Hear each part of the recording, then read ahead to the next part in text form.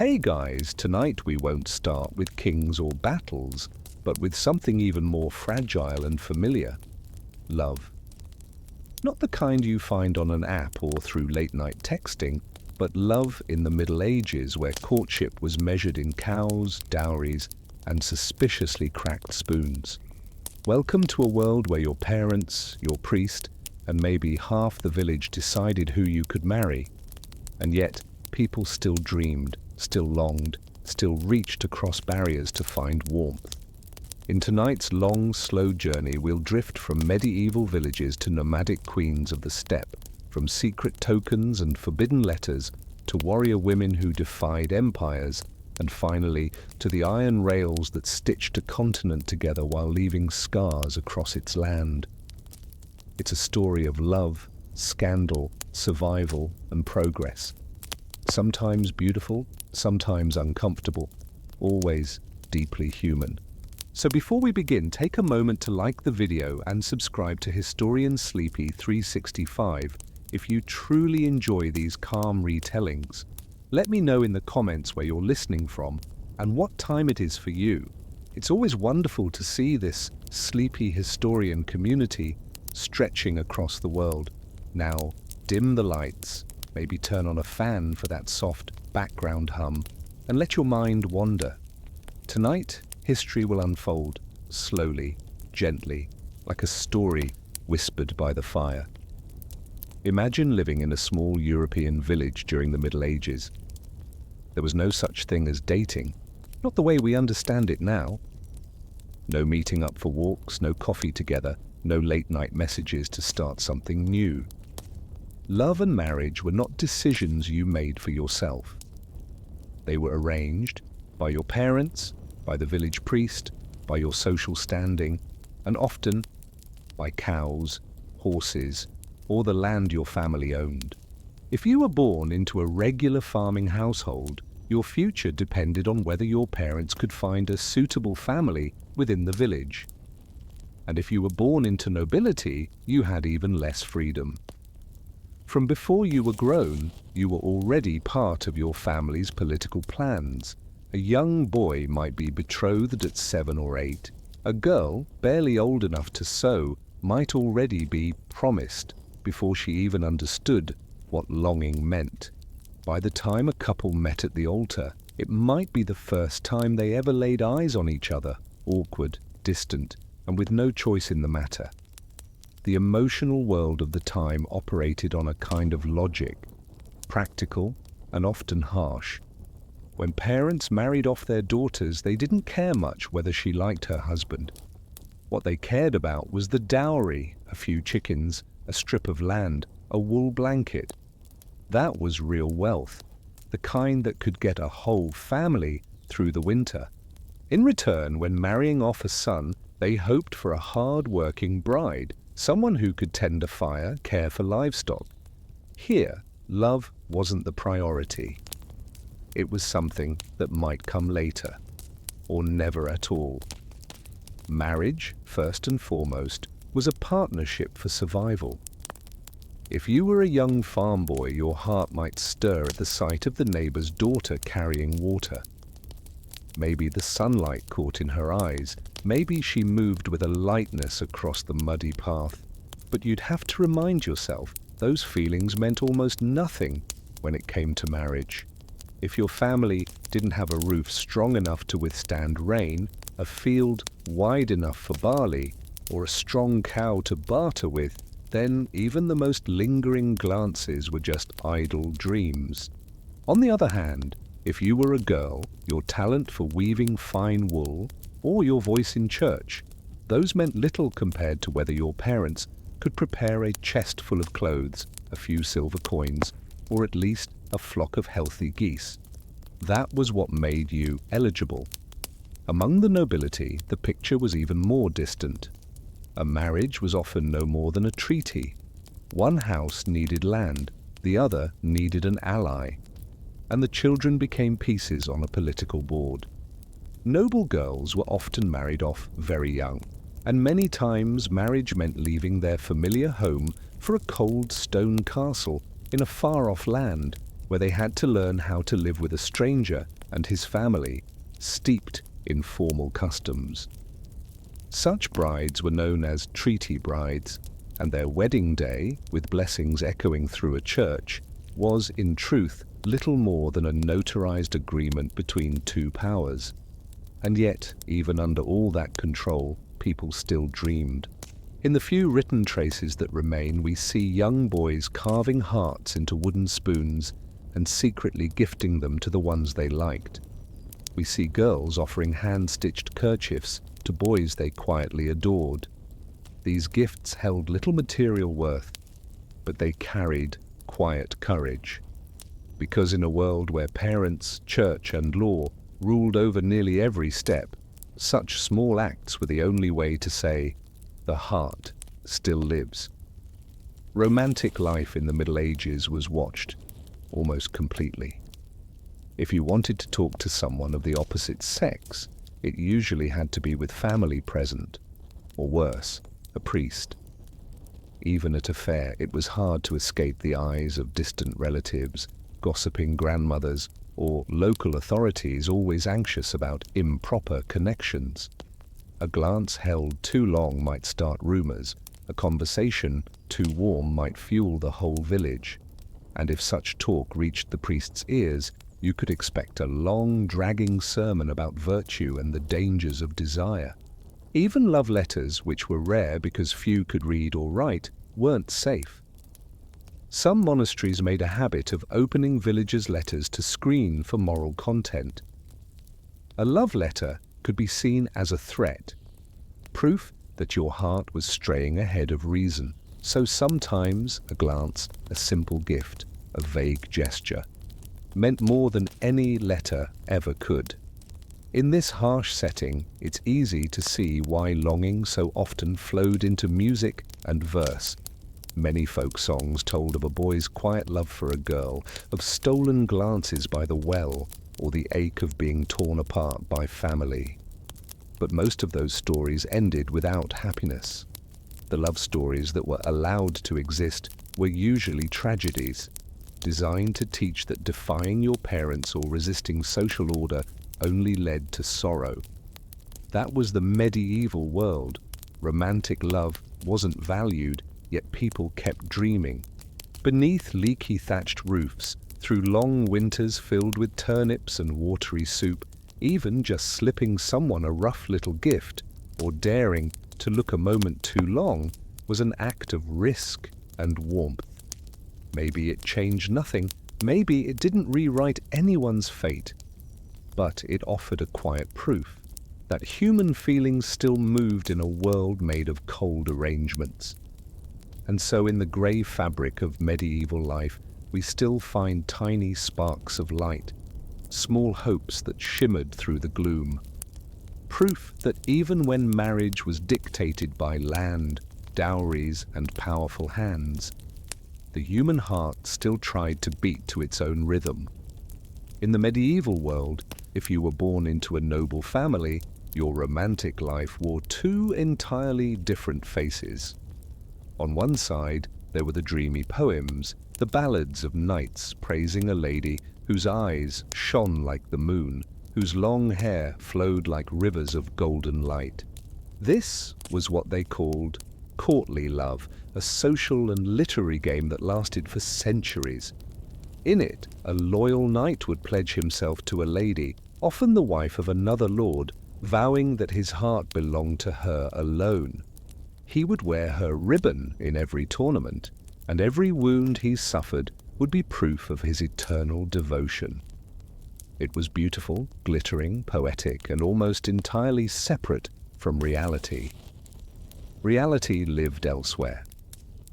When it came to actual marriage, no one spoke of moonlit eyes. They spoke of land, castles, ports, inheritance, and political ties. A noble girl might be married off at 12 or 13, not because she was ready for love, but because her family needed an ally to guard a border, or to join together two estates separated by a river. The groom, often a stranger, didn't get to choose either. His father chose, his mother chose. Sometimes the king chose. On the wedding day, bride and groom were little more than supporting actors in a much larger political play. What's fascinating is how these two worlds existed in parallel. By day, you signed marriage contracts and listened to priests recite sacred vows in tired monotones, while elders nodded solemnly as two families united. But by evening in the great hall, you heard the gentle hum of a lute, the voice of a poet singing of love, fierce, impossible, of a knight willing to die at her feet, of eyes that could speak through a thin veil. All of it theatrical, a form of spiritual escape, a way to forget, if only for a moment, that your marriage was merely a transaction drawn up by others. The woman in courtly love was often described as a guiding light, a divine muse, but in marriage she had little say. Often she was seen as part of a dowry, a possession being exchanged. If she brought fertile lands, the marriage was a triumph. If she came with little, there might be a sigh, but still a nod, if the alliance was politically useful. Romance here was just an outer cloak. Beneath it, the bones were made of numbers and negotiations. For peasants, the story was different. They didn't gather for evenings of courtly verse. There were no tournaments, no gleaming armor paraded for songs of loyalty. But they also had no illusions about love. It was all far simpler, even brutally direct. A farm boy looked for a wife who worked hard, knew how to bake, and could endure a long winter. A girl looked for a man with a patch of land, the strength to till it, a strong cow, or at least a roof that didn't leak. These things mattered more than a glance or a shy song. What's ironic is that while the nobility played out their fantasies of unreachable love and calculated marriage, the peasantry, in their plain lives' dash, had small chances to find something genuine. Two people leading a cow to the field, threshing grain side by side, breaking a hard brown loaf of bread together. It may not have been romantic in the poetic sense, but it was real. No one wrote verses about a couple taking turns at the forge or mending clothes by candlelight, but those quiet moments were the true foundation of lasting marriage. If a farm boy could carve wood, he might gift the girl he liked a handmade spoon. It wasn't silk ribbon from a royal hall, but it was useful, and it spoke plainly. I want to share even the poorest meals with you. In medieval society, this contrast was everywhere. The nobility built unreachable standards of love to feed the soul, to inspire songs, to craft stories that sounded beautiful but felt impossible. The peasants, on the other hand, understood too well that a cold winter could kill a family without enough firewood, bread, or horses. Marriage was a survival pact. The husband needed a wife who could care for the chickens and keep the hearth alive. The wife needed a husband who could patch the roof and stay when the pigs broke loose. Less poetry, more honesty.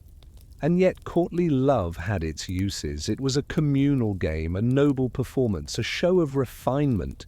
Tournaments and poetic banquets masked the grim truth that noble marriages were rarely about love. Perhaps in those games, some found comfort. A knight who knew he would never choose his bride could still choose whom to write to. A lady who knew her marriage was an arrangement could still accept a reverent glance from a younger man across the room. Meanwhile, in the village, no one sang long ballads, but when two people stood by the well sharing the weight of a water bucket, exchanging a few quiet words about the fields. In that silence, there could be something real. They didn't need candlelit halls to declare their feelings. They needed only a winter survived together, a home that didn't collapse in storms, and a few healthy children running barefoot in the yard. Seen from above, this parallel reveals a medieval paradox. The powerful were often imprisoned by politics, by honor. They could write poems, sing songs, wear finery, But by the time they signed a marriage contract, everything had already been decided.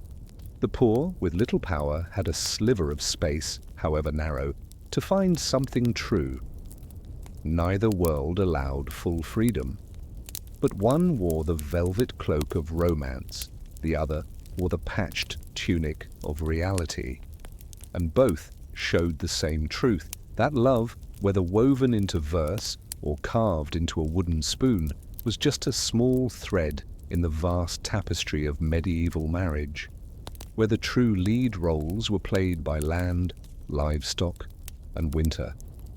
In a world where even a gentle touch of the hand could be seen as a declaration of war, people still found ways to say what could not be said. The medieval world was full of limits.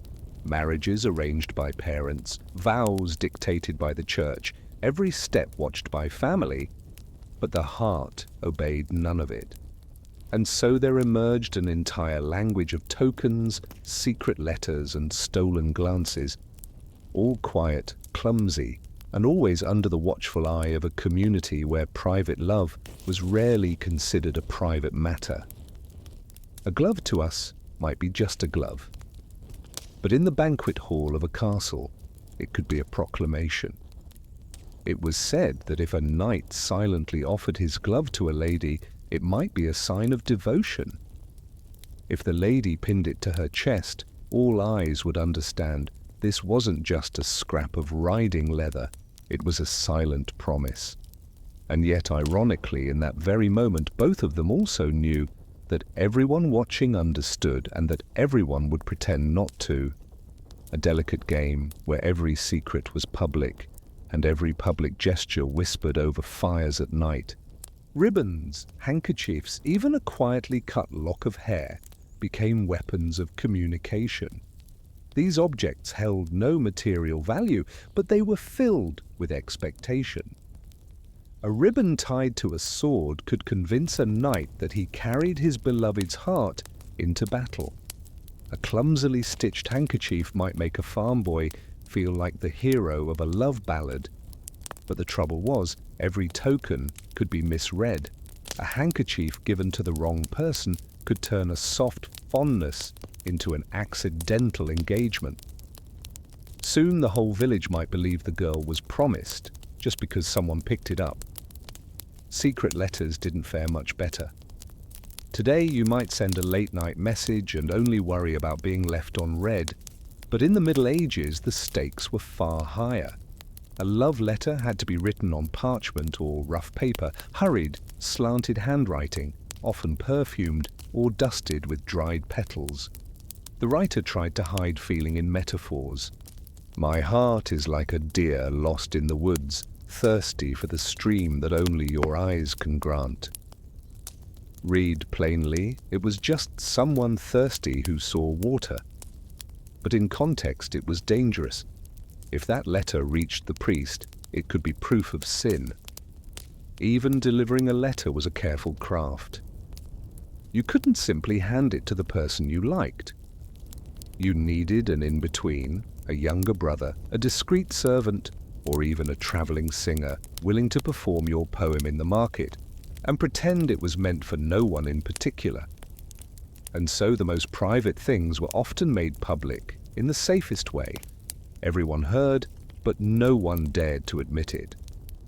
In truth, that thin veil of ambiguity was the only protection. Still, every move in medieval love was tightly watched. A girl going to the well, always trailed by an aunt or cousin. A boy visiting her house. Her father would sit by the door, a knife buried in the cutting board. A silent warning. Even if two young people were allowed to sit on the same bench, the space between them had to be wide enough for a skein of wool. And there was always a grandmother nearby, knitting quietly, listening to every whispered word. It's hard to imagine anything romantic surviving in a room that crowded. But in that confinement, even the smallest gestures could ignite something. A glance through a window crack might cause someone to lie awake all night, far more than a kiss in today's world. The church, of course, had no shortage of opinions. Priests warned that love letters were the path to ruin.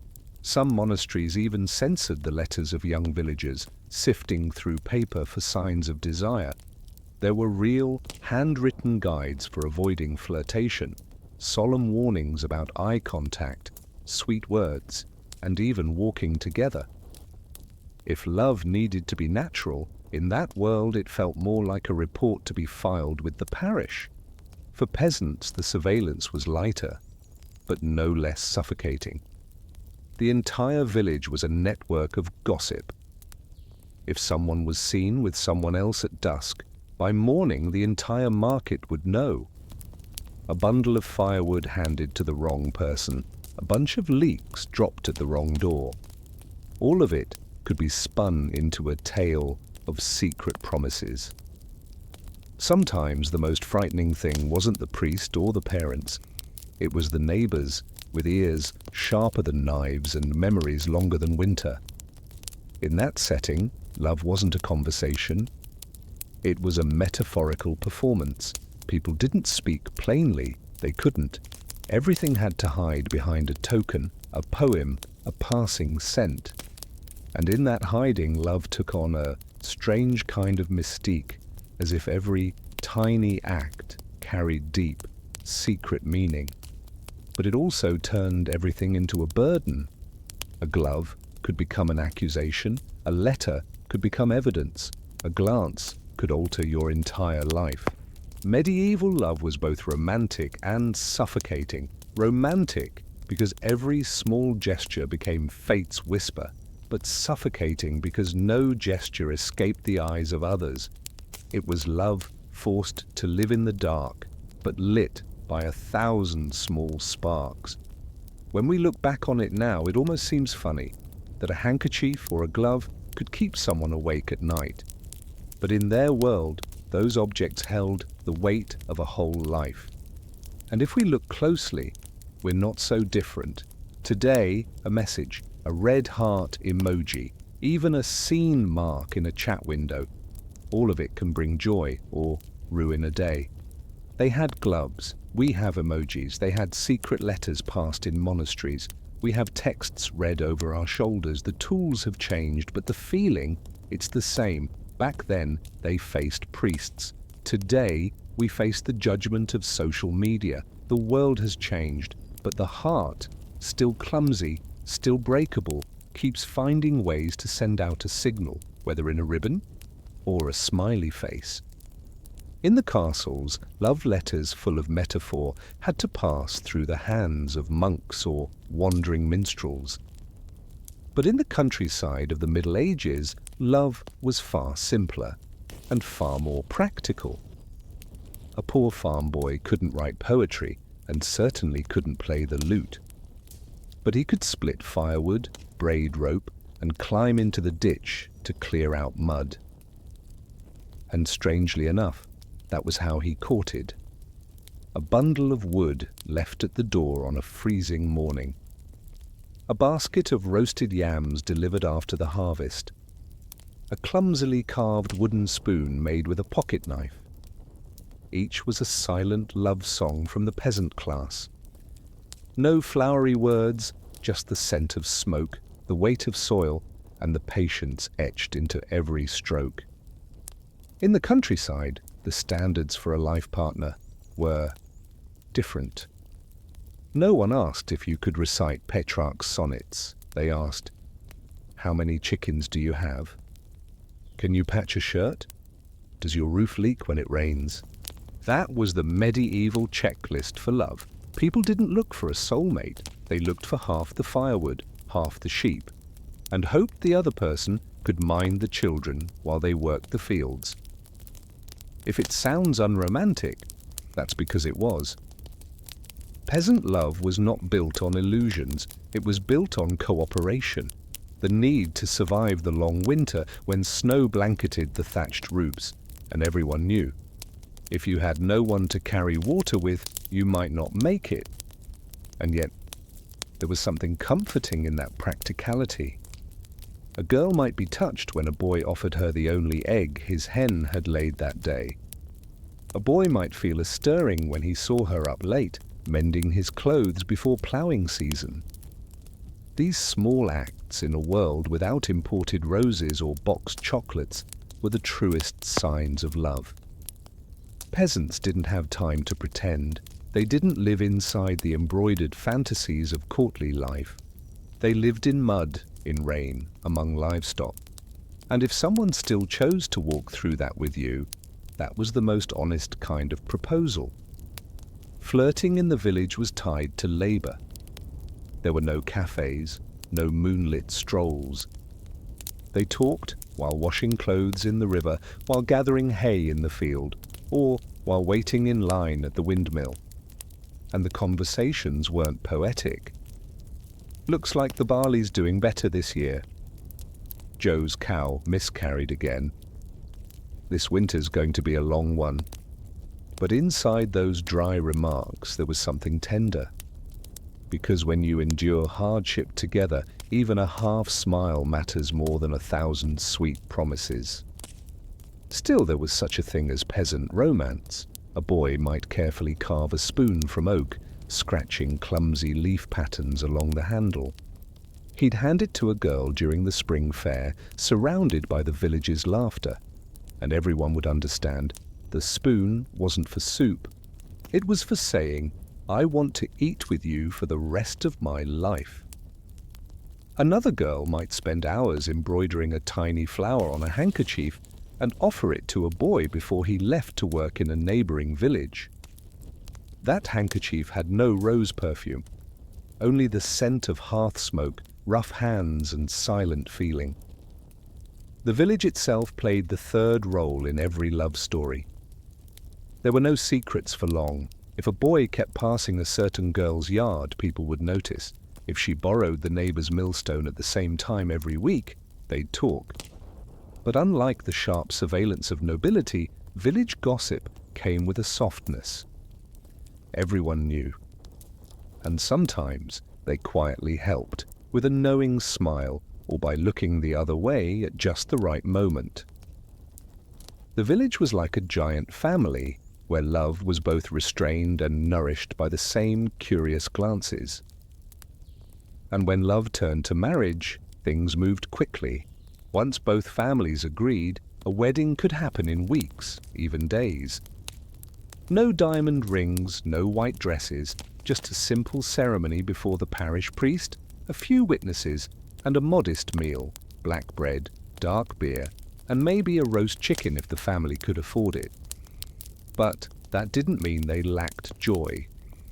In fact, weddings were one of the few moments when the whole village could pause their labor to celebrate. Music, dancing, overflowing ale, it brought the community together and welcomed a new family into the fold. Life after marriage was not a dream. The newlyweds might live in a small hut, sometimes sharing a wall with the pigsty. They shared beds with children, grandparents, even livestock in winter. Privacy barely existed, so love had to adapt.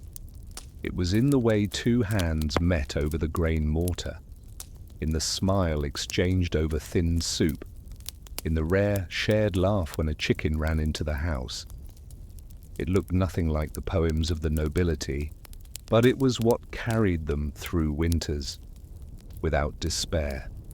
Peasant love may seem dull from afar, but it was that dullness that gave it strength. No dramatic tales, no tragic verses, no games of status, just patience, partnership, and the belief that if we both pull the plough, if we both carry the buckets, the harvest might be enough. It wasn't the kind of love sung about in halls, but it fed the world for centuries. And when you zoom out, the contrast becomes clear. In castles, people debated poetry, honor, and which ribbon to wear in the tournament. In the fields, people discussed which seed would keep them fed. Noble love was written into books. Peasant love left names in baptismal records and rough wooden spoons. But that simplicity was the real foundation of society.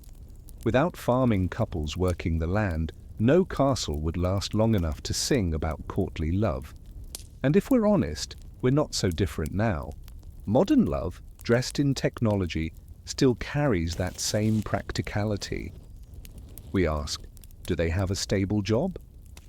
Will they get along with the family? Do they live in the same city? Isn't that just the updated version of do they own a cow? Do they have land? Medieval peasant love never disappeared. It just changed its tools, its setting, its voice. But the truth remains, we choose partners not just for our hearts, but for the hope that together we'll make it through our winters, so the next time you think of a wooden spoon or a single egg or a bundle of firewood, don't laugh. They were the most sincere symbols of a love that didn't promise to lift you into the clouds, but promised to keep you warm when the snow came. And in that way, peasant love was not less romantic, just a different kind of romantic. In the medieval countryside, daily life revolved around ploughing fields, grinding grain, washing clothes and praying. But now and then, the heavy wheel of that harsh routine lifted slightly, and that was when the festival came to town.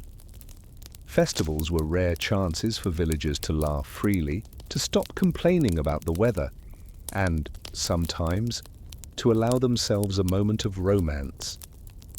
There were no glittering chandeliers like in a noble banquet hall, but the bonfire in the village square, the scent of dark ale and roasting meat, they were enough to make the heart beat a little faster. Boys, who usually kept their heads down pulling weeds, now stood tall in sack races and tug-of-war. Winning didn't matter. What mattered was who looked steady enough when stealing a shy smile at the girl across the circle of friends. Girls, instead of muddy hands, now wore flower wreaths in their hair. Some even dared to meet a gaze, a bold act on any ordinary day. A spin in the ring dance, a fleeting touch while sharing a ribbon at the maypole.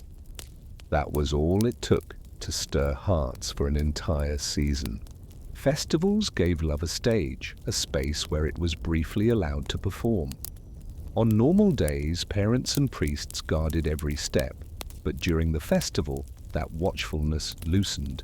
The crowd, the drink, the music, all of it created just enough haze for two people to share a few private words without scrutiny.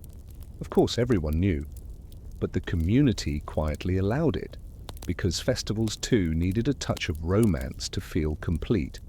Among peasants, weddings often blended with village festivals. There was no clean line between ceremony and celebration. A wedding might be the highlight of the harvest fair. And the wedding feast was never a private gathering. It was a community event. The whole village ate, drank, danced and gossiped about how the bride would fare in her new home. Religious rites were woven together with folk customs. The priest gave his blessing in Latin, which most didn't understand. Then the villagers broke into song, in the tongue they knew, wishing the couple happiness, or at least fewer arguments during the honeymoon. Among the nobility, weddings were different entirely, lavish performances that could last for days.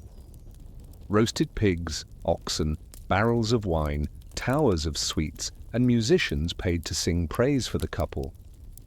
But beneath the spectacle, real affection was rare. The bride might not have seen the groom until that very day. And the entire affair was a living contract, every smile, every clink of glasses a symbol of political alliance. The more splendid the wedding, the fainter the love. In the village, simplicity gave marriage a certain warmth. There was no gold to show off, but there were helping hands. The entire village might help build the new couple's home. They would cook the meal together, sing together, dance together. And if anyone asked, "Where is the love?"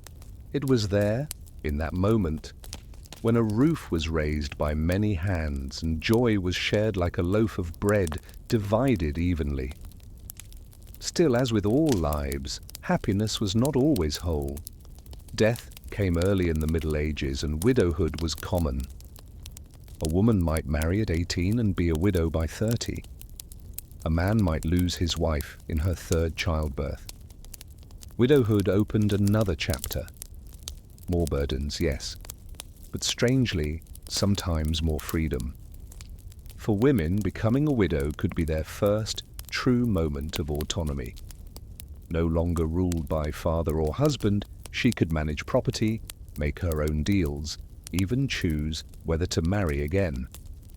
Some remarried quickly for safety and survival, but others chose to remain single, quietly enjoying the rare, fragile thing called personal freedom in a world that seldom gave it. Widowers, by contrast, often remarried swiftly, sometimes so quickly that neighbors whispered. Because the simple truth was, who would tend the chickens, stir the soup, mend the clothes, watch the children? In that society, marriage was a condition for survival, and widowhood often just a pause before the next one. In this mix of simplicity and severity, we find a thread that stretches beyond medieval Europe.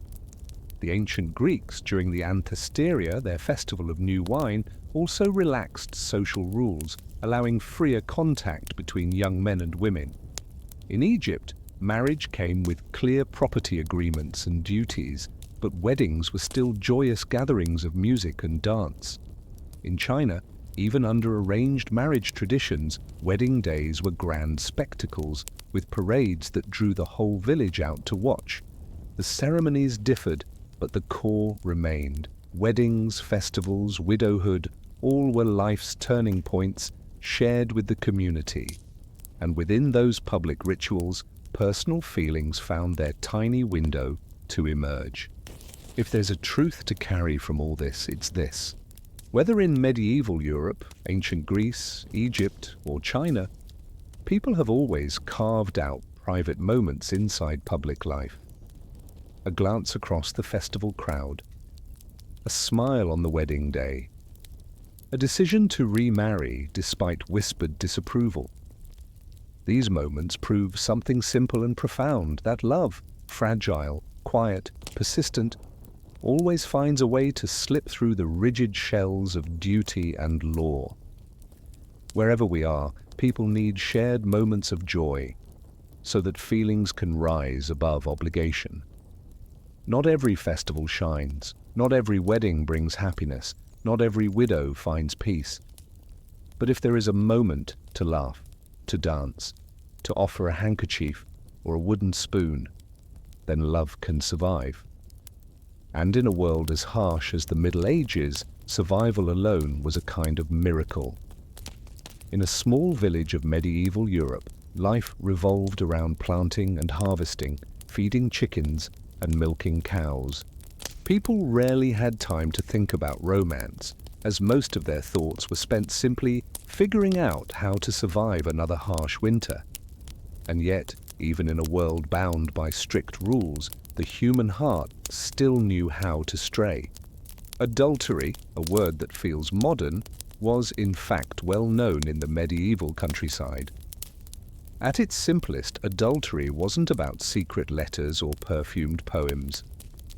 It happened in awkward, mundane moments. A glance held too long at the market, a conversation that lingered too long at the dairy shed, or a neighbor who seemed just a little too helpful with chores in someone else's yard. In a community where everyone knew everyone, even the smallest deviations were noticed. A woman stepping out after dusk with no reason, a man visiting a home without cause. Soon enough, it would all become talk. But what's remarkable is that in rural villages, punishment for affairs was often surprisingly light. So light, in fact, that it resembled theatre more than justice. A woman might be made to walk through the village with her hair unbraided and loose, or pay a small fine to the church. A man might be locked in a wooden cage overnight, just long enough for the villagers to toss him teasing remarks as they passed. These punishments weren't meant to destroy, they were meant to remind the community is watching and honor still matters. Once the ritual was complete, life moved on.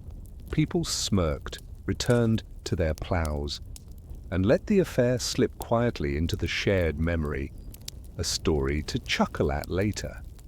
At this level, infidelity was like a stain on a shirt, noticeable but not worth tearing the fabric apart. Perhaps because peasants understood one thing clearly: they needed each other to survive. To punish too harshly would fracture the village. It would disrupt harvests, strain labor, sow distrust. So this soft-hand approach was a way to keep balance, just strict enough to preserve order, but never so much that it shattered the community.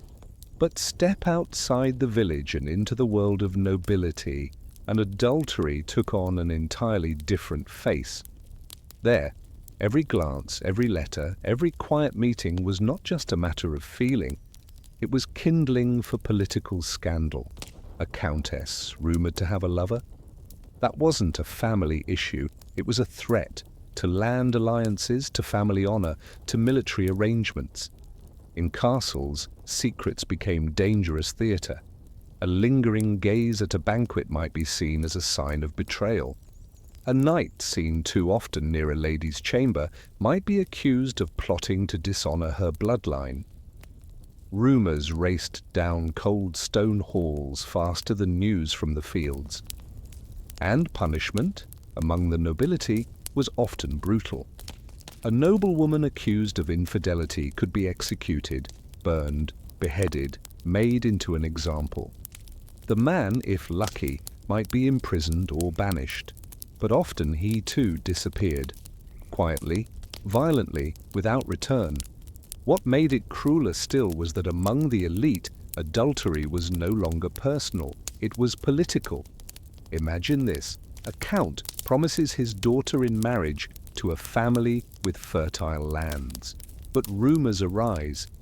She's said to have had an affair before the wedding. That single whisper could destroy the entire alliance. Land, soldiers, wealth, all could be lost to a glance or a love letter. And so, families and churches often responded by cleansing the issue, sometimes with blood. In the historical records, there are many such trials, queens and noblewomen accused, not always for their actions, but because someone wanted them gone. Proof was shaky, but a rumor was enough to stage a verdict. And once judgment was delivered, it didn't just end a life, it sent a message. Love outside the lines will not be forgiven. Here's the irony: the same act in two social classes brought opposite consequences. In the village, infidelity was a passing joke, punished and forgotten. In the nobility, it was enough to bring about execution, exile, or even war. The human heart stirs in the same way, no matter where it beats. But rules and status turn that stirring into either gossip or death. And within that contrast lies a quiet truth. Rules don't stop emotion, they only change the price we pay for it. The peasant still steals glances at the well, the noble still aches at a love song in the great hall. But in one world, you're mocked. In the other, you might die. So perhaps adultery in the Middle Ages was more than a private failing. It was a mirror held up to society, revealing injustice in law, the fragility of feeling, and the cold, steady hand of history. A small crack in the heart might earn a laugh in a muddy village path, but in a frozen castle corridor, it could toll the bell of doom. And perhaps that's why these stories of secret love, of forbidden glances, became endless inspiration for poetry, legend, and the oldest of human lessons. The heart rarely listens. In the vast great halls of medieval European castles, where candlelight flickered across stone walls and gold-threaded cloaks swept across cold brick floors, everything was meticulously arranged. A noble marriage was never just the union of two souls. It was a calculation of land, of silver, of soldiers, and sometimes even of borders. They measured every acre, every tower, every bridge across every river. But among all those numbers and treaties, something occasionally slipped in that couldn't be tallied. love. And when that love refused to follow the script, it became the story the entire region whispered about: a noble's elopement. A young lady promised since childhood to the son of a powerful house. She was raised with prayer books, embroidery lessons, and constant reminders that one day her life would be bound to someone she had never met. But the heart rarely obeys. In the rose garden behind the castle, or during a banquet filled with lute music, she catches the gaze of someone else, a young knight, a trusted guard, or sometimes just a wandering bard. And then what shouldn't happen, happens. She falls. Noble love had no room for spontaneity, which is exactly why when someone defied that rule, it became something dramatic. An elopement often began with clumsy signals: a letter hidden in a linen chest, a ribbon quietly tied to a sleeve, a lingering look across a feast where everyone pretended not to see. And once the decision was made, things moved quickly. Midnight. A hidden door, the sound of hooves thundering across a wooden bridge, two figures slipping beyond the reach of their families, leaving behind everything carefully arranged by generations. That sound, horses rushing through the night, was enough to awaken an entire province with rumors by morning. "The lady has run off with a knight." "She's vanished with her attendant." The news spread faster than church bells, because scandal always outran scripture. To the villagers, it was better than a harvest fair, a drama unfolding just beyond the fields. But to the nobility, it was an earthquake. Because when a noblewoman disappears, it isn't just a personal disgrace. The alliance between two houses trembles, the promised land is suddenly uncertain, the soldiers pledged to change hands no longer will. Political ties begin to unravel. An elopement could ignite a hatred that lasted for generations. Some families saw it not as a broken promise, but as theft. As if the woman had stolen not just herself, but an entire castle. The church, of course, had its own opinion. A secret marriage without parental approval was often considered invalid, even sinful. But if the couple managed to reach a faraway monastery and found a priest more lenient than most, the ceremony could still take place. By flickering candlelight, with just a sleepy gatekeeper and a curled-up dog as witnesses. The consequences were rarely light. If the man came from a lower rank, he paid dearly. In the best case, he was hunted down, imprisoned, or exiled. In the worst, he was executed, sometimes publicly, to send a clear message: do not challenge the order of things. And yet, for all the severity, these stories were remembered. They lived on, in ballads, in plays, in half-serious chronicles. People were outraged and quietly envious, because in a world where everything was arranged, someone who dared choose love over land seemed both foolish and heroic. Some of these tales became legend. A noblewoman fleeing with her lover to some distant village, living in secret as farmers, only to be found years later. Or a couple who vanished forever, leaving behind only whispers. Others ended swiftly in tragedy. Blood spilled days after a secret wedding. Dreams collapsed before the ink on the vows had dried. But whether the ending was joyful or cruel, the stories all shared one thing: a quiet irony. Those born to every privilege were often the ones who longed most for freedom. They had gold, they had castles, they had banquets, but they yearned for a love that asked for nothing. A love that poor farmers in their straw huts already had the right to.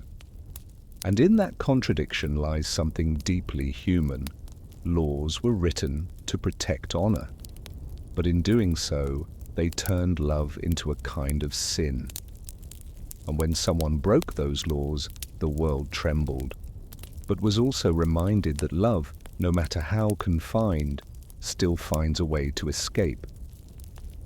It rides quietly on a midnight horse, slips beyond the castle walls, leaves behind the cold language of contracts.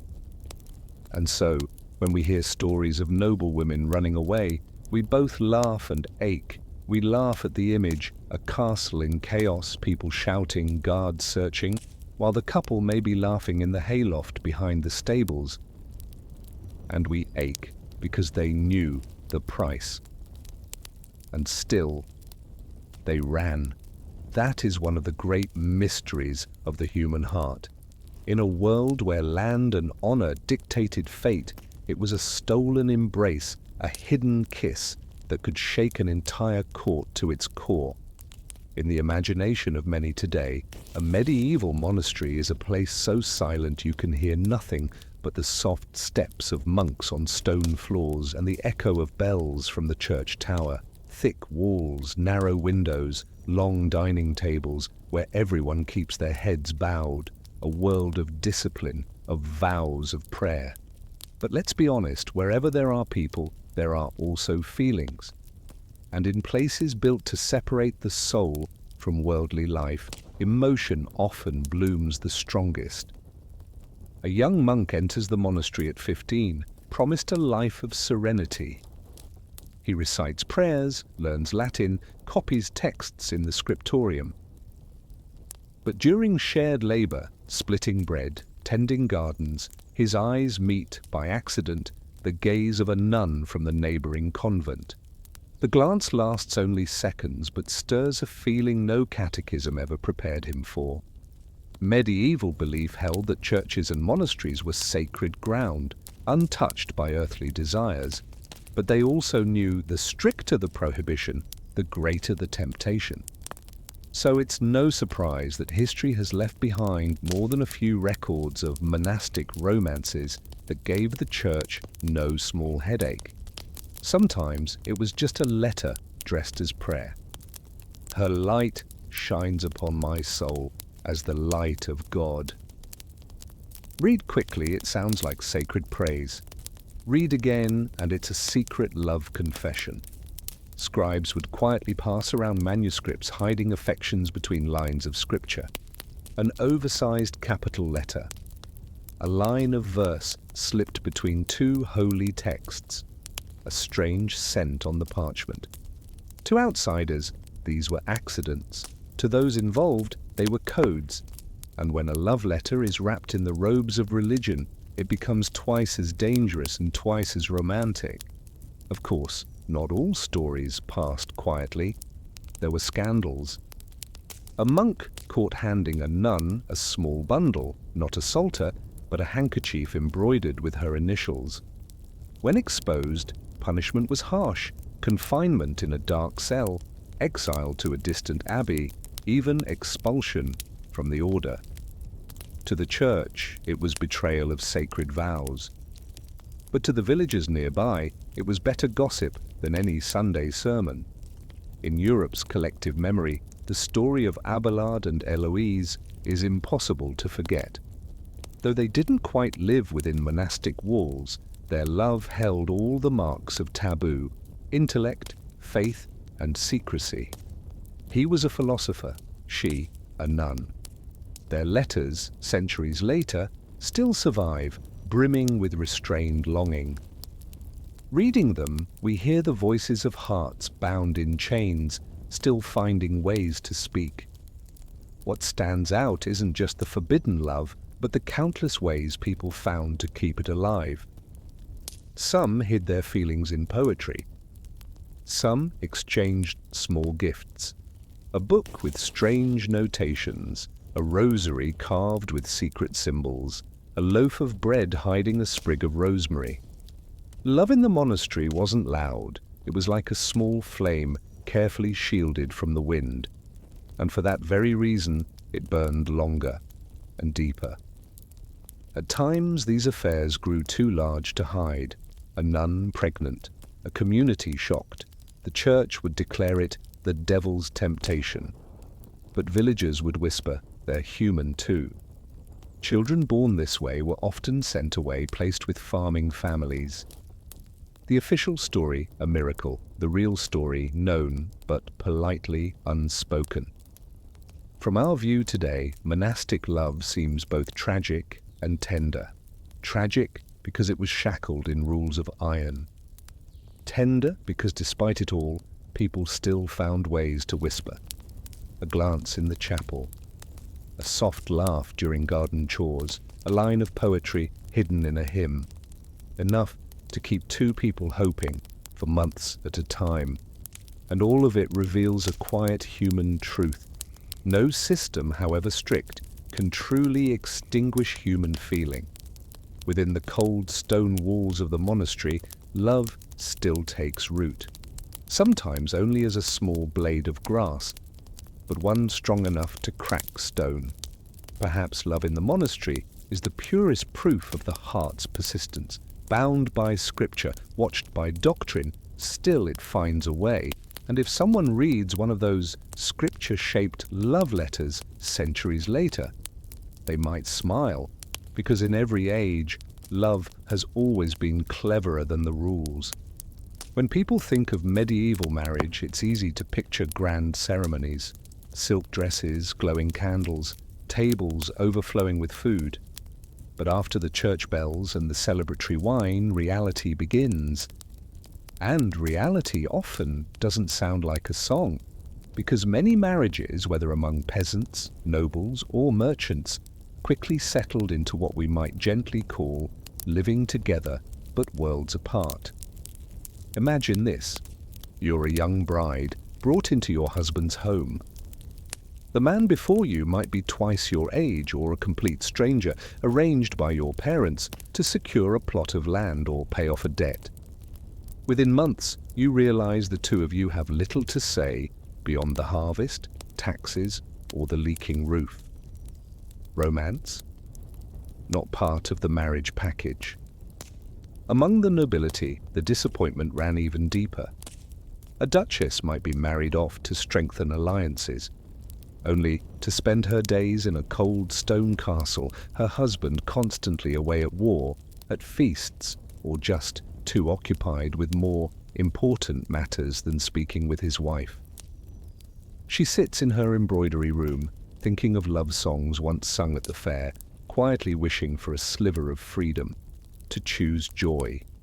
And as the emotional distances widened, people, in every age, found ways to fill the gaps.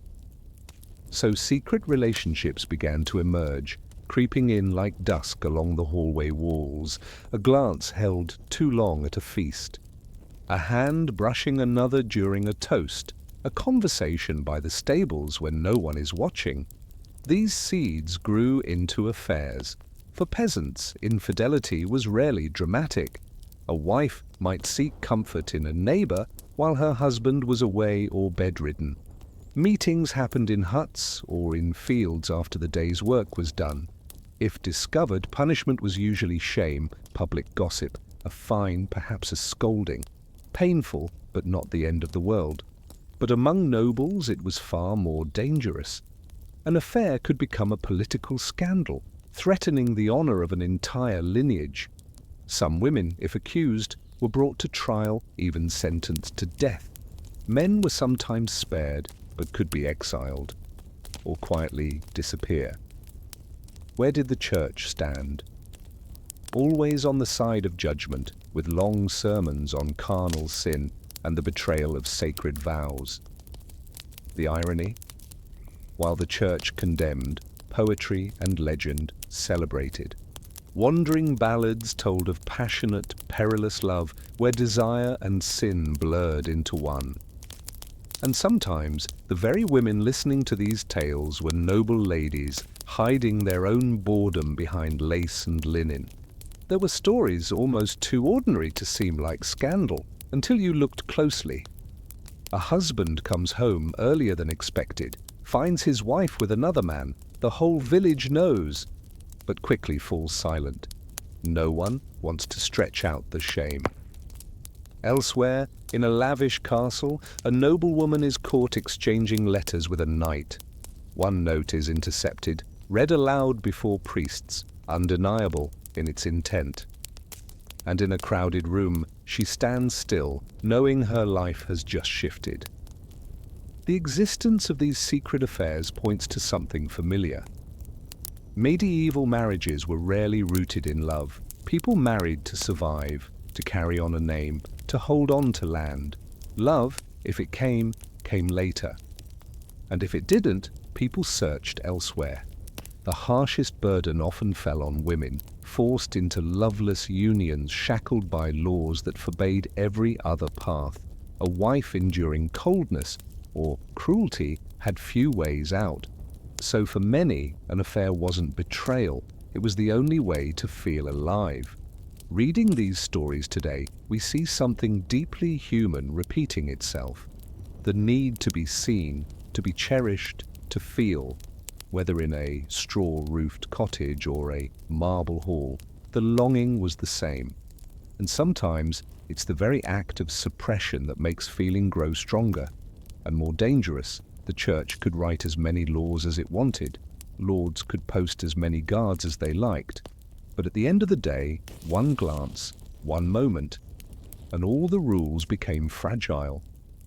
In a world where marriage was a contract and love a risk, affairs became living proof of the heart's defiance. And as we know all too well, the heart rarely listens to reason, even if that reason belongs to an entire civilization.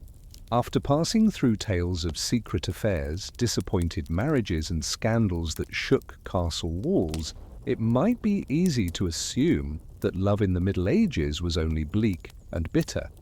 But if we widen the lens and look across other civilizations, we begin to see something else. Laws may change, customs may differ, but the desire to be close, to be cared for, never disappears. In ancient Rome, where the sound of hooves and the murmur of markets filled the streets, intimacy took on a different form. Romans were known for their public baths, not just places to cleanse the body, but spaces to gather, converse, and at times, flirt.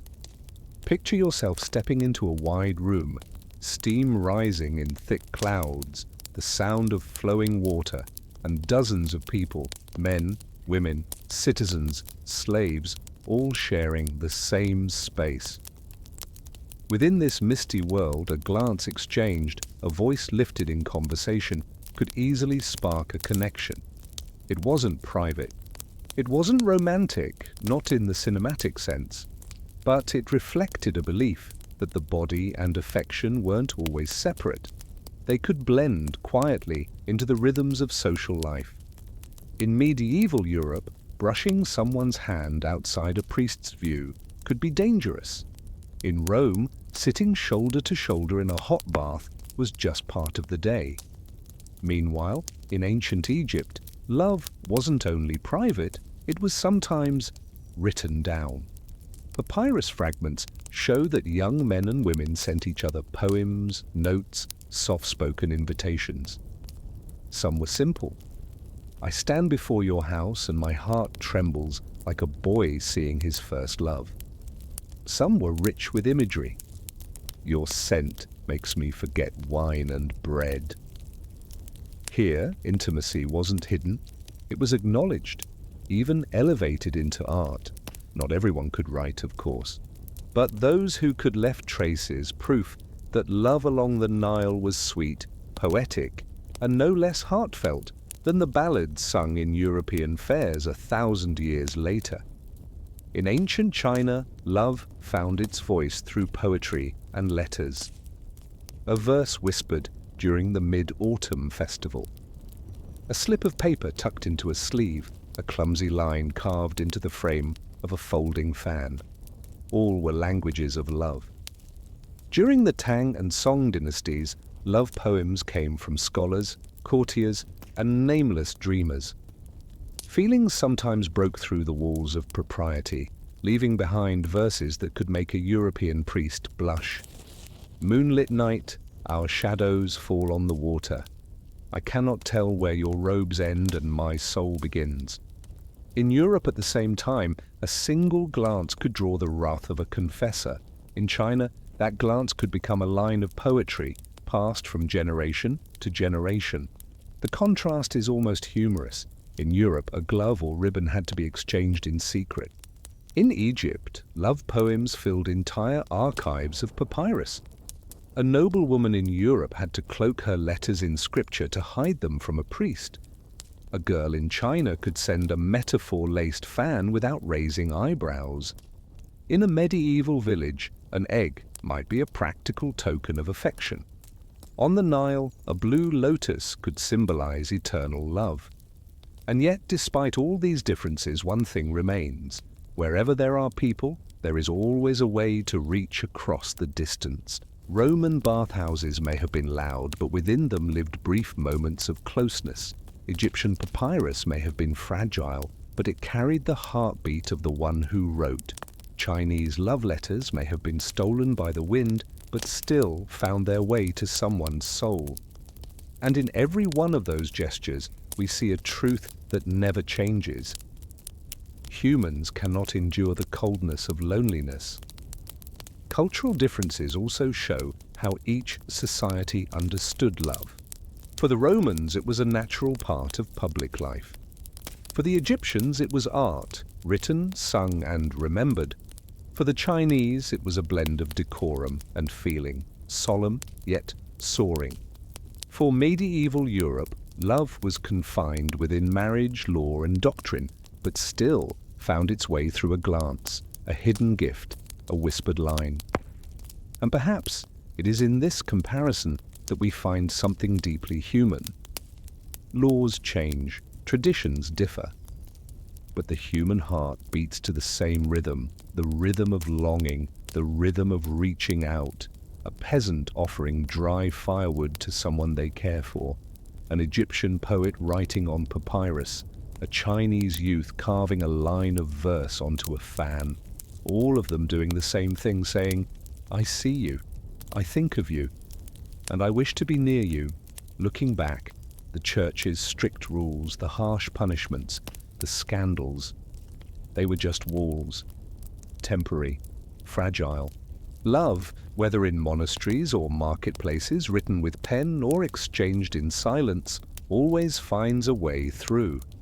In the old pages of history, where the names of kings often gleam in gold, there is one woman whose legacy needed no throne of jade, no citadel of stone, and yet the world still speaks her name. She was Tomyris, queen of the Monastery, a nomadic people who roamed the vast grasslands east of the Caspian Sea. And unlike the princesses traded away for peace, she dared to do what few would even imagine. She said no to Cyrus the Great, the most renowned conqueror of his age. Picture the world at the time. Around the 6th century BCE, the Persian Empire under Cyrus had become a storm that swept away all who stood before it.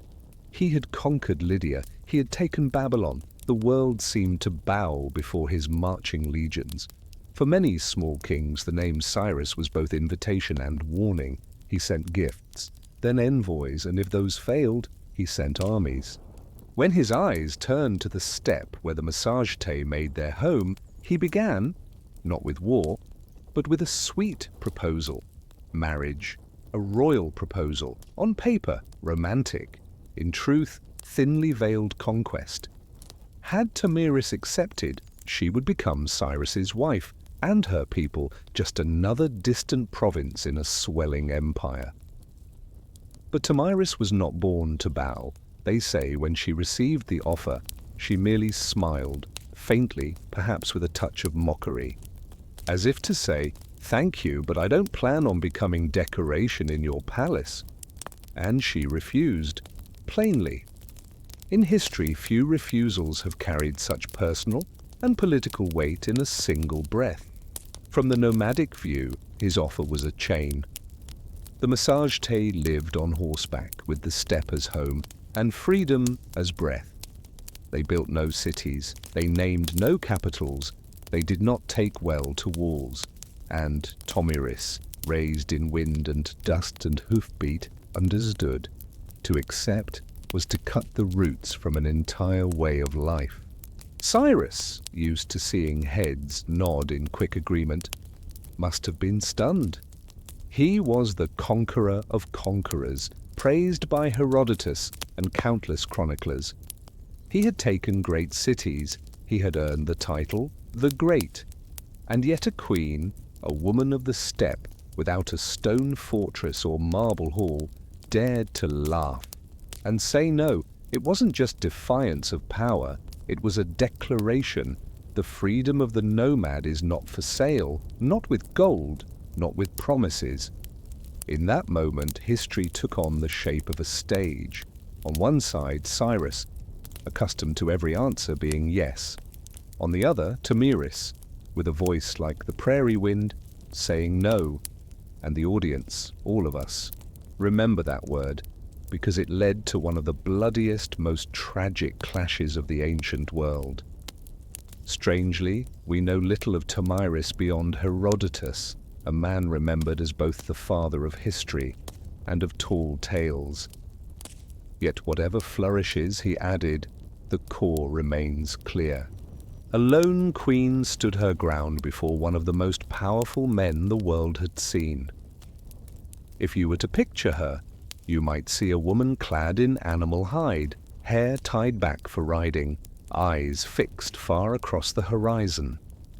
In her camp, there was no jeweled throne, only a rough woven mat, a sword hung by the entrance, and a voice that carried the weight of wind and grass. She didn't need an army like Persia's. Behind her stood the pride and independence of an entire people. And perhaps that's what makes the story so compelling, the contrast. On one side, an empire of palaces, officials, vast battalions. On the other, a tribe of riders, short bows and unbending will. On one side, a man who wrote his name across the map. On the other, a woman who knew that freedom could not be granted through marriage contracts. By refusing Cyrus, Tomyris didn't just protect her own place. She preserved the culture, the identity, the soul of her people. Had she accepted, the name Massagetes might have faded, just another shadow beneath Persian rule. But because she refused, their story, and hers, was carved deeper. Of course, that no opened the road to tragedy, a brutal war, the death of her son, and eventually the fall of Cyrus himself. But even before blood was shed, that one word, no, was already a blow to the pride of a king. Strangely, the whole story reads like a Shakespearean tragedy. But instead of a castle, the stage is open steppe. And instead of a jilted prince, it is a nomadic queen who steals the scene. A rejected marriage proposal, seemingly small, becomes the spark for one of antiquity's most fateful battles. If we allow ourselves a touch of irony, perhaps Cyrus wasn't hurt by the rejection of love, but by the failure of a political tactic dressed as courtship. And Tomyris, with her simple no, forced him to trade his wedding ring for a blade. In history, many women are remembered for whom they married, for whose wives they became. But Tomyris, she is remembered for what she refused, a no that rang louder than any vow. And for that she became not just a queen, but a symbol. That battle, Herodotus called it one of the most brutal ever told in ancient times, and it didn't begin with trumpet blasts or shouted vows, but with a trap. Cyrus, stung deeply by Tomyris's refusal, decided to abandon all pretense. No more diplomacy. He would use force. But even in war, he preferred a cunning prelude. The Persians built a camp overflowing with wine and delicacies they knew the nomads rarely tasted. Horses tied loosely, tables spread in excess. Then Cyrus left a small force behind and pulled back most of his army on purpose, hoping the Massagetes, raised on fermented mare's milk and dried meat, would be tempted by this sudden glimpse of luxury. They were. The detachment led by Spargapises, Tomyris's son, took the bait. They saw the wine, the food, and in a moment of carelessness they ate. They drank, and they fell beneath Persian blades. Spargapizes was taken alive. When word reached the camp, you can almost imagine Tomyris standing motionless in the wind, fingers clenched around the hilt of her sword, grief in her chest like stone. For any mother, the loss of a child is a wound that never truly heals. But for a queen, it was also a challenge. Tomyris sent Cyrus a message: "Release my son and withdraw, or I will give you your fill of blood." It sounded like a curse or a verdict, but Cyrus, ever the conqueror, dismissed it. Spargapizes, in captivity and despair, took his own life. And with the sunrise over the steppe, a mother's sorrow turned into a nation's fury. When the two sides finally clashed, Herodotus wrote that the blood spilled dyed the earth red. No disciplined phalanxes like the Greeks, no city walls like Babylon, just riders rushing at each other with short bows, long spears, and cries sharp enough to split the sky. The monastery loosed arrows from afar, then charged with curved blades. The Persians responded with iron armor and numbers, dust, sweat, metal, all tangled into a sound so harsh you could fall into a nightmare just hearing it from afar.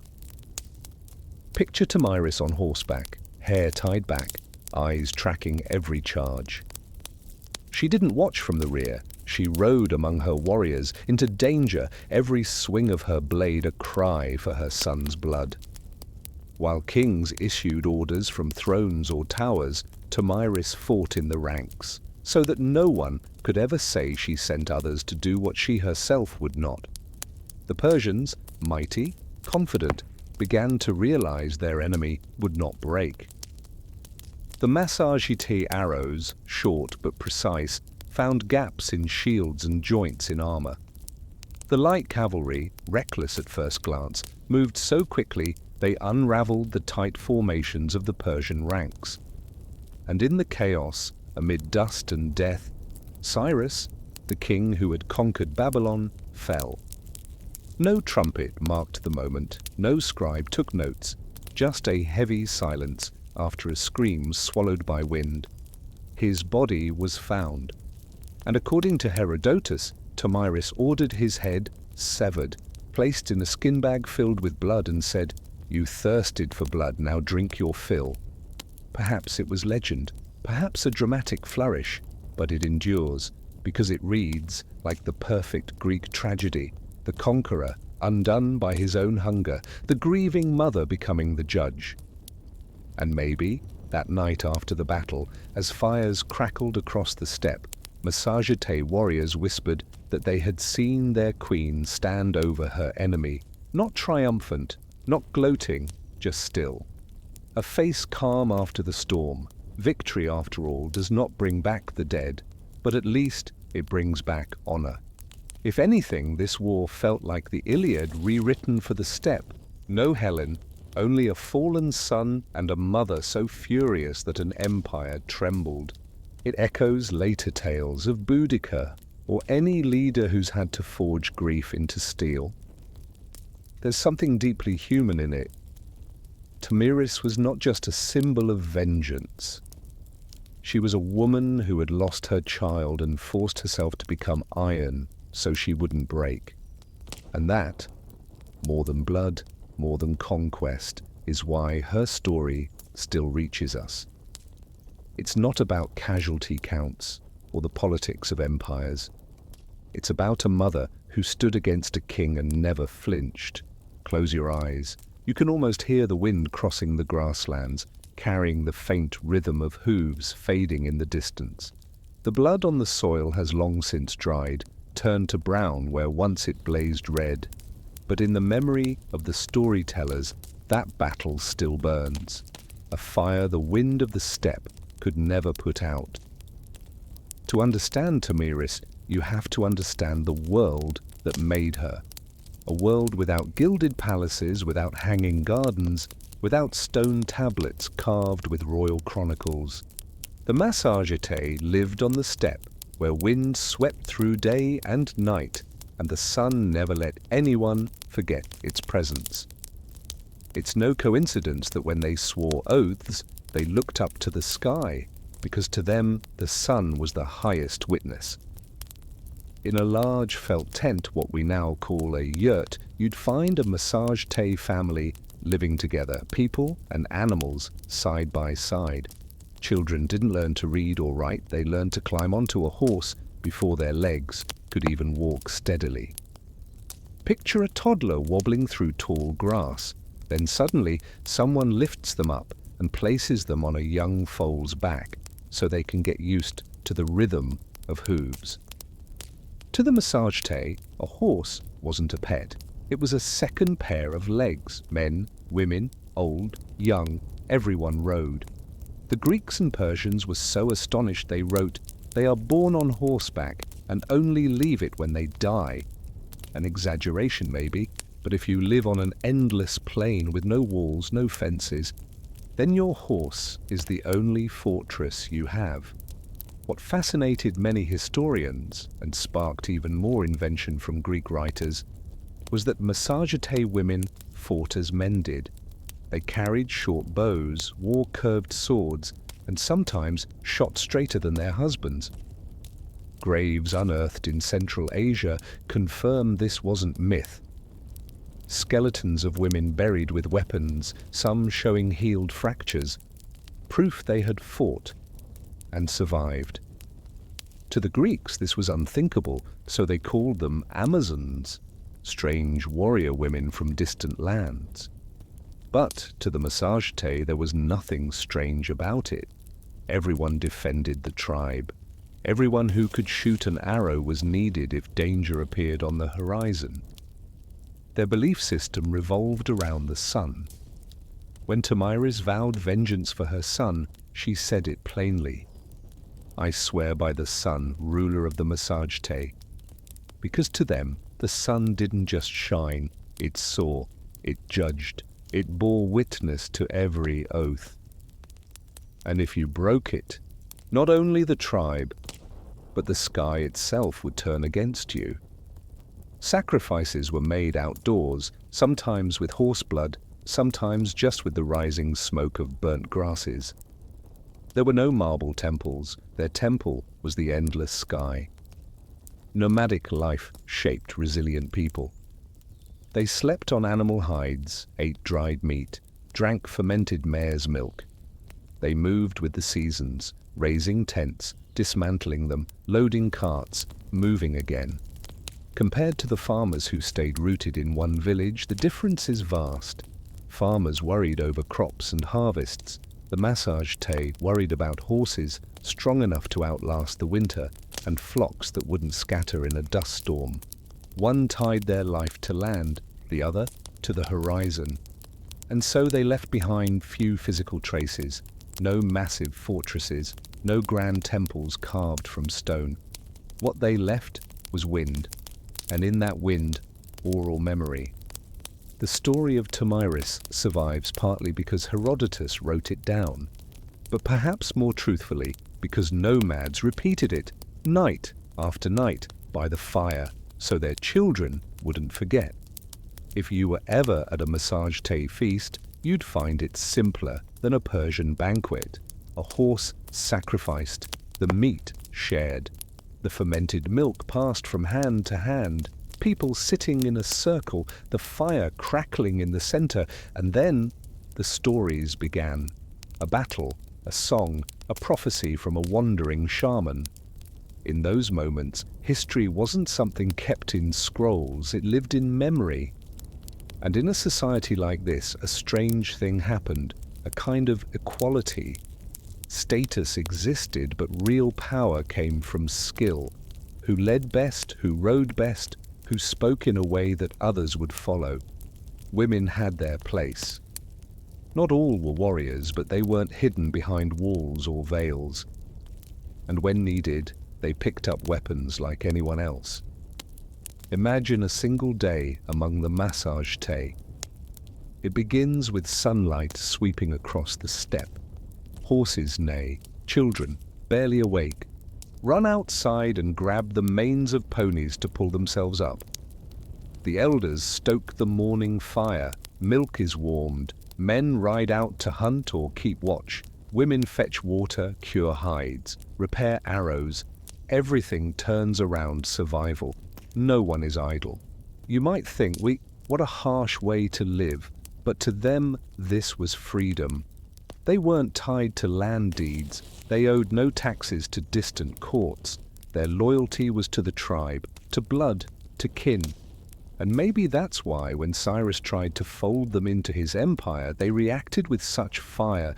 Freedom is not a thing you trade. If you compare, the Egyptians had the Nile, the Mesopotamians had their canals, the Greeks had their cities, but the Massagetæ had the sky, and the sky never yields. As you listen to this story, you might let yourself drift, imagining the breeze through tall grasses, the distant echo of hooves, the sunlight washing over a plain with no borders. In that world, Tomyris wasn't an exception. She was the continuation of something ancient, a woman strong enough to lead because her people had long known that strength could wear any face.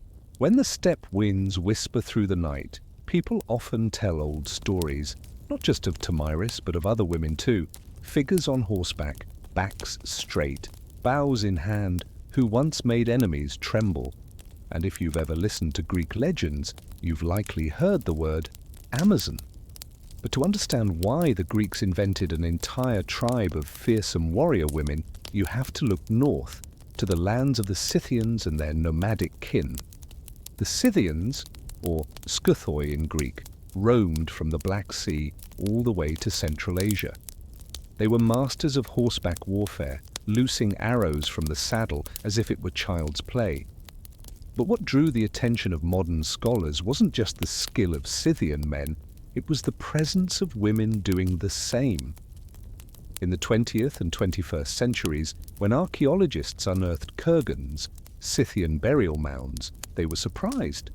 Many skeletons were female, and these women were not buried with bracelets or bronze mirrors, but with bows, arrowheads, spears, even armor. Some bones bore signs of broken limbs that had healed.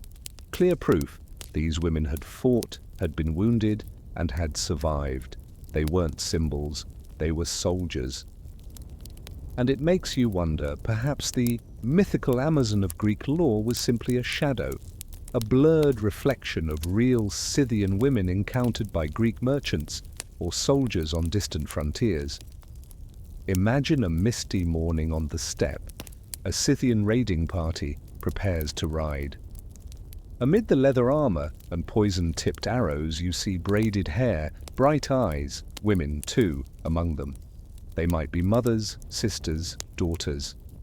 But the moment an arrow leaves the string, they are warriors.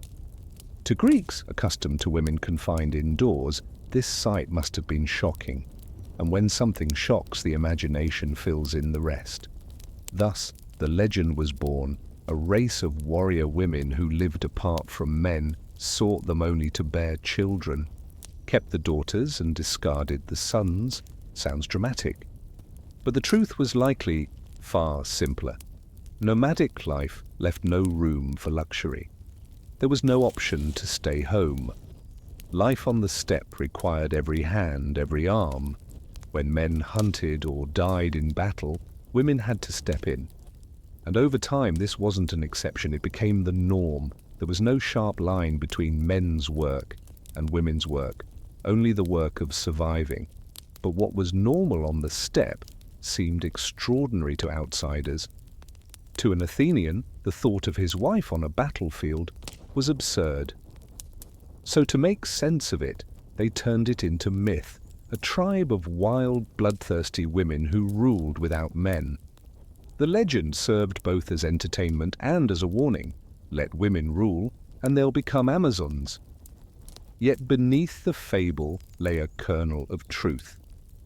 Nomadic women knew how to ride, how to shoot, how to kill. Today, archaeology has cleared away some of the fog. In Kazakhstan, Ukraine, Russia, dozens of warrior women's graves have been found. Some still hold weapons, helmets, arrowheads embedded in bone.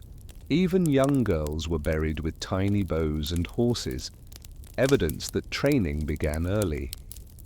These discoveries are rewriting the old books, because ancient warfare we now see was not only a man's world, it's also telling that the image of the female warrior crept into Greek art. On painted vases you'll find Amazons locked in battle with heroes like Heracles or Achilles. To the Greeks, Amazons were enemies, but also curiosities, almost alluring. Picture a Greek man sipping wine, gazing at a vase showing a woman on horseback, and whispering, "Somewhere out there, wild women like this must live." He didn't know that beyond the borders it was simply a nomadic family, a mother and daughter herding livestock together. If you set the Scythians beside Tomyris's massage table, you begin to see a pattern. Women weren't just near the fire, they were at the front. The nomadic world was never safe enough to leave anyone behind, and that necessity created a strange equality, not born from philosophy or slogans, but from survival. Today, sitting in a warm room, we might find it romantic. Amazons galloping through the mist, arrows flashing in sunlight, but for them it was just life. A job, a duty, another day, another battle, another life bound to the saddle. And so the Amazon legends flowed westward, etched into poems, painted on pottery, debated in philosophy. People used them as symbols of fear, of fascination, of power gone astray, but also, whether they admitted it or not, as a quiet acknowledgement that somewhere, at some time, women picked up swords and won. If you listen closely, you might still hear the hoofbeats echo through the centuries, accompanied by the laughter of women who rode as well as any man. This is not a fairy tale, it's proof. Proof that in the history of war, women were never absent, only forgotten. If you think Tomyris was merely an odd exception, a solitary storm riding across the distant steppe, then perhaps you've been misled by official history, because she was not alone. From the rain-drenched isles of Britain, to the deserts of Syria, to the misty mountains of Japan, there have always been women who picked up the sword, strapped on armor, and rode into war. They were never rare, only rarely remembered. History has simply preferred telling stories about men. Let's begin with Boudica, queen of the Iceni in the 1st century Roman Britain. Imagine a red-haired woman on a war chariot raising a spear amid a sea of shouting warriors. Her husband had been crushed by Rome, her daughters violated, and in the blaze of fury she became living fire.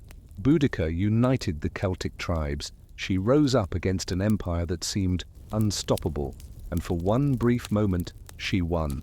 Roman cities in Britain burned, legions fled in panic. Rome struck back, of course, and the revolt was crushed. But Boudica's memory didn't burn with the ruins. She became a symbol of resistance, a woman who dared to rise when an empire expected silence. You can imagine villagers huddled by the fire, shivering not just from cold, but from the thrill of retelling. There was a queen, and she made Rome tremble. Though she fell, she did not fade. Like Tomyris, she stepped beyond the bounds of her age and into legend. Farther east, we meet Zenobia, queen of Palmyra, in the 3rd century. Palmyra thrived as a desert crossroads, wealthy from silk, spices, and gems. Zenobia wasn't a royal figurehead in a sandstone palace. She was a politician, a commander, a queen who dared to challenge Rome on its own soil. Under her rule, Palmyra didn't just resist, it expanded. She seized Egypt, took hold of much of the eastern provinces. For a moment, it seemed a new Eastern Empire might rise, led not by Caesar, but by a woman. Eventually, Rome retaliated. Zenobia was captured, paraded through Rome like a trophy. Some say she died in prison, others say she lived in luxury. But either way, she was remembered as a queen who refused to bow. Even her enemies acknowledged her brilliance, her courage, her ambition. In a world of arrogant emperors, Zenobia, seated on a camel pointing toward battle, became something rare, a woman bold enough to redraw the map. Now turn even farther east, to Japan. Here we find the Onabugisha, female warriors of the samurai class. When we think of samurai, we picture armored men, polished katana blades, a code of loyalty, a bow before one's lord. But beside them stood wives, mothers, and daughters trained with the naginata, a curved bladed polearm, ready to defend home and clan. Among them was Tomo Gozen, a legendary warrior of the 12th century. Old chronicles say she was beautiful, as most old chronicles feel obliged to say, but also a master of sword and horse. She led troops in the Genpei War, cutting down male opponents, instilling fear on the battlefield. Imagine her, mounted, hair tied high, eyes sharp as steel, charging with her naginata into chaos. She was a blade made myth, elegant and deadly. If Tomyris was the storm of the steppe, Boudica the Celtic flame, Zenobia the desert silhouette, then Tomo Gozen was the cold sword of Japan. 3 women, 3 lands, 3 ages, all bound by a single truth. They picked up weapons, not for rebellion's sake, but for circumstance, for family, for honor, for the survival of their people, and that's what makes them stand apart. The stories of men in war often begin with personal ambition. Alexander wanted conquest, Caesar wanted control, Napoleon wanted to etch his name across the world. But with women, the motives shift: loss, injustice, necessity. Tomyris rose after her son was killed, Boudica after her family was violated, Zenobia to defend her city, Tomo to protect her clan, and perhaps that's why we feel closer to them. Because underneath their armor is something universally human: grief, duty, and the unbearable pressure of standing up when no one else can. That's what makes these stories more than history. It's what makes them real. If we put it all together, we begin to see female power in war and politics was never rare. It was always there, simply obscured. These stories were framed as myths, legends, campfire tales too strange to be true. But archaeology, texts, and cultural memory say otherwise. They did exist, they did fight, they did lead. In Rome, women were barred from politics. In ancient Egypt, they could rule as pharaohs. In medieval Europe, many were treated as property. But on the steppe, they rode into war beside their husbands. Even in the strict hierarchy of Japan, the Onabugisha stood in the scrolls and on the battlefield. This difference wasn't just about geography, it was about survival. In harsh lands where death came from sword or storm, no one could afford to sit idle. Women didn't need permission to fight, they simply had to. Female power wasn't an anomaly, it was always there, hidden under sand, under silence, under centuries of being left out. History, written by men, chose to forget them, or to mythologize them until their weight was gone. But the proof remains. In bones, in scars, in stories that refuse to fade. Close your eyes. Imagine distant hoofbeats, a faint breeze, and the quiet laughter of a woman on horseback, riding into the wind. They never needed monuments. They never asked for epics. They only needed us to remember that they were here, and that in every tale of emperors and tyrants, there's always room for those who chose to fight instead of stay silent. Imagine you open your eyes to a morning without boundaries, no church bells, no cobbled streets, no towering walls encircling the city, only wind, a sky that stretches forever, and herds moving slowly across the land. You're in the heart of a nomadic camp, where no one dreams of building stone houses because such houses only get in the way when the whole tribe must move. Here, life isn't rooted in bricks or farmland. It's tied to horses, to sheep, and to memories, wrapped in stories told beside the fire. In history books, nomads are often labeled as barbarians. To the Egyptians, Romans, and Chinese bureaucrats, they were unsettling, uncontrollable. They didn't sit still, they didn't pay taxes, they appeared like dust storms on the horizon and disappeared just as fast. But look closer, and you'll see these people reshaped the world in ways no one expected. Start in the deserts of Arabia with the Bedouins. Their lives revolve around camels, ships of the desert, and tents woven from black goat hair. When the wind shifts or the water dries up, they roll up their homes, strap them to the camels, and move on. They left no castles, no marble columns. But they left something else: trade routes, winding through harsh desert miles, connecting Yemen to Syria, carrying frankincense, spices, and silk. Picture a Bedouin sitting beneath a full moon, drinking camel's milk, reciting poetry, haggling with a Persian merchant, and sharpening a blade for tomorrow's gazu, a quick raid to snatch a few camels or some goods from a neighboring tribe. To outsiders, this blend, part trader, part raider, seems contradictory, but to nomads, it's two sides of the same coin. If peace is possible today, they'll trade. If not, well, your camels are the price of broken trust. In their world, borders are soft and trust is the only real currency. Now ride north to the steppes of Eurasia, where the Mongols and their ancestors lived by a similar creed, just on a much larger scale. A Mongol child could ride a horse before it could even walk. The bow was an extension of the arm. Entire tribes moved like a single, flexible machine, milking mares for kumis one day, disassembling camp and vanishing the next, leaving nothing behind but empty grass. But the Mongols weren't just hunters or herders, they were shrewd traders.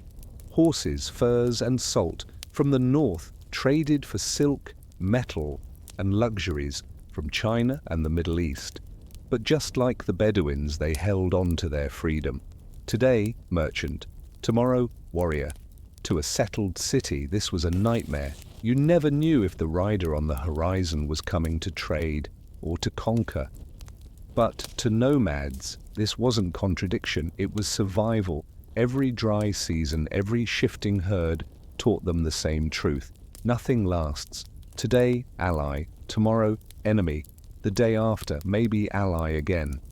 That mindset, fluid, unsentimental, kept them alive for thousands of years, while great empires with their walls and palaces crumbled in just a few generations. Picture a Bedouin caravan winding through moonlit dunes, camels in a line, bells clinking in the quiet. Elsewhere, at the very same hour, a Mongol war party charges across the steppe, a wooden cart rattling behind them full of dried meat and arrows. Two distant worlds, but both built on the same foundation. Movement is power. Where farmers are tied to their land, nomads are tied to the road. Where empires build walls to keep danger out, nomads turn the sky and the grass into their allies. And maybe that's why every time the world map shifts, you'll find traces of them. In the marketplaces, in the trade routes, even in the quiet fears of those in power. The funny part, these so-called uncivilized nomads were often the spark of civilization itself. Without them, trade would stall, ideas wouldn't spread, and conquests might never reach as far. They were the movers, the connectors, the catalysts, sometimes with swords, sometimes with silk. And now, as you sink into your pillow, listening to the wind brushing past the window, you might imagine that breeze carrying the echoes of hooves and camel steps, a distant murmur, From people who built no castles, no statues, but left us something more enduring, the memory of movement, a legacy that still lingers in every journey, every cross-border deal, and every reminder that the world has never truly stood still. When we think of history, most people imagine dusty libraries, scrolls of parchment, stone inscriptions, or worm-eaten books long forgotten. But for the Nomads, history was never written. It lived inside memory. Every story, every poem, every song was a living library, moving with the hooves of horses and the winds of the desert. In their world, no one needed a stone building to store memory. They had old men with silver beards and minds sharp enough to recite 10 generations of lineage. They had old women by the fire, spinning tales like they spun wool, adding just enough wonder to make children's eyes widen. And they had poets, the share of the Bedouins, the Ulchi of the steppe, who turned history and heartache into verses that floated through the night. Imagine an evening. The cold has crept in, desert wind howls through the seams of the tent. The whole camp sits gathered around a fire. Camels groan somewhere nearby. And then a poet rises. His voice is slow, drawn out like the wind. No paper, no ink.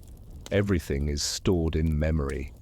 And if he stumbles on a word, the whole camp can correct him, because they've all heard these verses hundreds of times since childhood.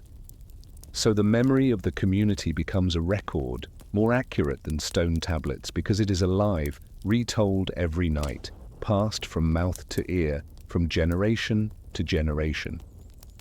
In the Mongolian steppe, memory is tied to faith. They look up and see Tangri, the endless blue sky, as a god watching over all. No temples, no walls, no roof needed, just look upward. That's where the spirits live. Each song, each story of the ancestors is not just history. It is prayer. It is a thread connecting the living to the dead. When an elder sings of battles past, no one thinks of it as fiction. They believe the ancestors are still riding above, beneath the vast sky of Tangri. Meanwhile, in the Arabian desert, Bedouin poems were as powerful as weapons. A good poem could earn a tribe praise for generations, but a biting verse, say one that calls you a man who can't even water his camels, was a social sentence. On the other hand, if you were called the one who shares his bread with travelers in the dark, your honor rose higher than any treaty could offer. What's remarkable is how nomads wielded words as soft weapons. No need for daggers or spears. A single line of verse could mark someone in memory forever. If that sounds oddly familiar, think of Twitter today, where a few short lines can spark a storm. Nomads were doing it thousands of years ago, only with firelight and memory instead of screens. And in the center of all this stood the shamans, those who spoke between the human world and the spirit one. On the steppe, they wore drums and bird bones, entered trance-like states, and were believed to speak with the dead, consult the ancestors, even decide when it was time for the camp to move. In a society with no maps, no weather apps, if a shaman declared, "Tangri is angry, we must head south," it was as good as law. True or not, everyone obeyed, because belief was itself a survival tool. Nomadic faith was always tied to nature. The fire inside a tent was sacred, never to be extinguished by breath. Water was a rare gift, to be shared, but also protected. Horses weren't just transport, they were spirit animals. Some legends say the souls of ancestors ride horses across the sky, creating the stars. So when a horse died, it was mourned like family. To settled civilizations, nomads seemed lacking. No stone carvings, no libraries. But they had something else, something they did better than anyone. They kept history alive.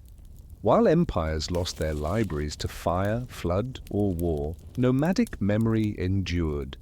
As long as someone remembers, as long as a child listens, the story lives on. There's something gently ironic in this. The Romans built libraries so large they had to post guards outside. Yet when flames came, those books turned to ash. Meanwhile, a nomadic elder just needed moonlight, an old drum and a story, and he could preserve 10 generations of memory. A walking library, fireproof, floodproof, as long as he didn't fall asleep halfway through.